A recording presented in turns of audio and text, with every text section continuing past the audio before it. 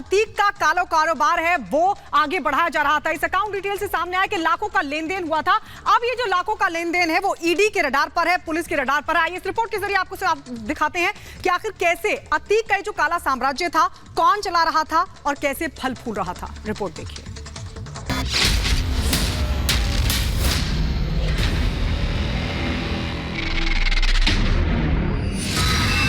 Don का काला कारोबार, कौन कौन भागीदार, पाप की कमाई किसके हिस्से आई,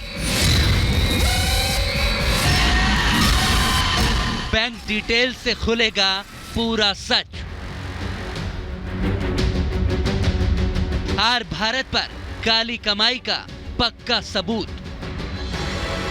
अतीक की काली कमाई में किस किस का हिस्सा था, कौन कौन रिश्तेदार गुनाह के साम्राज्य में भागीदार थे, वो कौन लोग थे जो अतीक के पाप की कमाई इधर उधर करते थे। आज इस सब से पर्दा उठने वाला है। रिपब्लिक भारत के पास माफिया की काली कमाई का पक्का सबूत है। टीवी पर दिख रहे ये दस्तावेज बेहद ही खास है। ये अतीक के साले यानी कि शाइस्ता परवीन के भाई जकी अहमद के बैंक खातों की डिटेल्स हैं। जब इन डिटेल्स को आप देखेंगे तो हैरान रह जाएंगे। इन खातों में 2 सालों से भी कम वक्त में करीब 1 करोड़ का लेन देन हुआ है। डॉन की काली कमाई के पक्के सबूत का पहला पन्ना देखिए।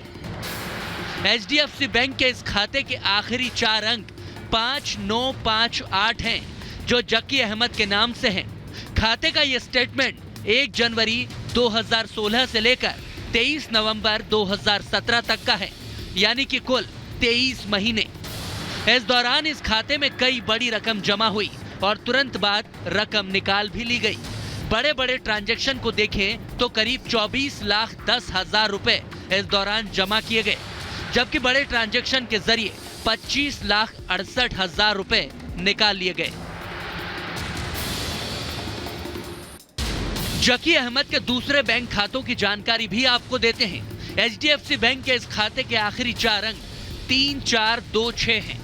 6 पेज का ये बैंक स्टेटमेंट 1 जनवरी 2016 से लेकर 23 नवंबर 2017 के बीच का है। इस दौरान बड़ी रकम जकी अहमद के खाते में जमा हुई। ज्यादातर ट्रांजैक्शन में खास बात यह है कि रकम जमा होने के चंद रोज बाद ही इसे तुरंत निकाल लिया गया। 23 महीने के दौरान इस खाते में 68 लाख से ज्यादा रकम डिपॉजिट की गई।